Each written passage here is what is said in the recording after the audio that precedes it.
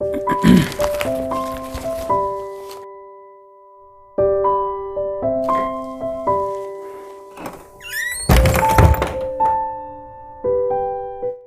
आ गई तू ऑफिस से? जा फ्रेश हो के आ, मुझे तुझसे कुछ जरूरी बात करनी है।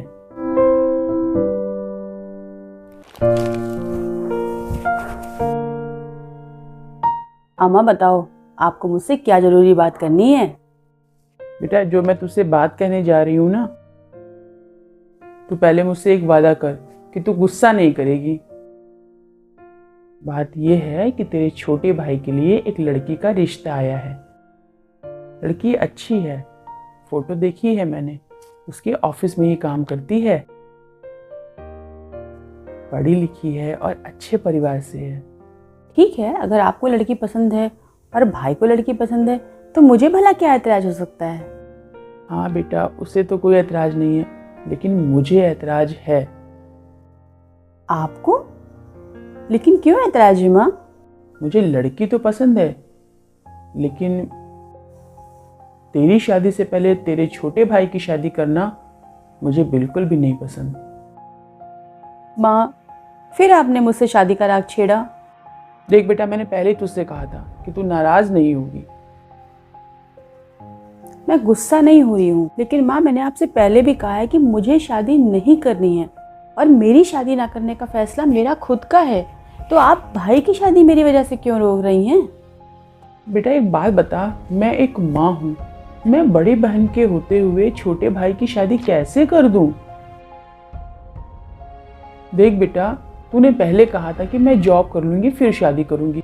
अब तो तुझे इतनी अच्छी जॉब भी मिल गई, अब तो शादी के लिए मान जा बेटा। ऐसे जिंदगी अकेले नहीं कटती है, मेरी बात मान। शादी के लिए हाँ बोल दे। माँ, अच्छे लड़कों की कमी नहीं है तेरे लिए।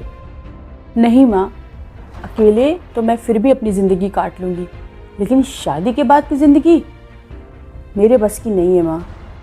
लेकिन बेटा प्लीज़ माँ, मैं शादी नहीं करूँगी, ये मेरा फाइनल डिसीज़न है। आप भाई की शादी की तैयारी कीजिए।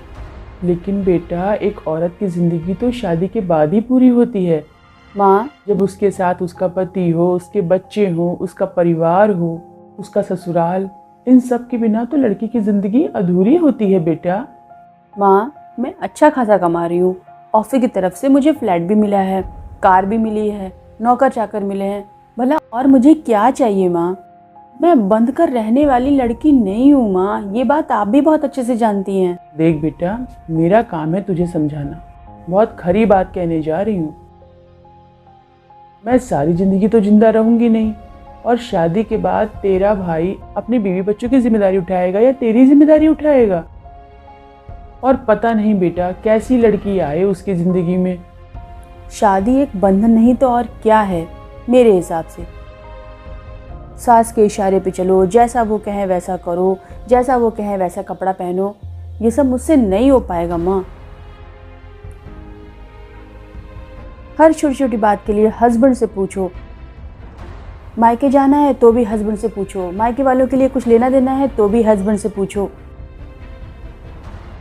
मैं खुल के जीने वाली लड़की हूँ माँ, मैं इस तरह किसी की रोक टोक के साथ नहीं जी सकती। जब मैं खुद कमा रही हूँ, मेरा खुद का पैसा है, मैं अपने मायके वालों को क्या दूँ क्या लूँ, इससे किसी को क्या लेना देना होगा? लेकिन शादी के बाद मुझे ये सब झेलना पड़ेगा माँ। मायके आने जाने के लिए हस्बैंड की रजामंदी होनी चाहिए। मैं ऐसा कुछ भी नहीं करने वाली माँ, आप बहुत अच्छे से जानती हैं मुझे, इसीलिए बस इन्हीं सब बातों के लिए मुझे शादी नहीं करनी है। ऐसी बात नहीं है बेटा, अब ससुराल वाले अपनी बहुओं को बहुत ही कोऑपरेट करते हैं। अरे घर परिवार होता है तो दुख मुसीबत में काम आता है।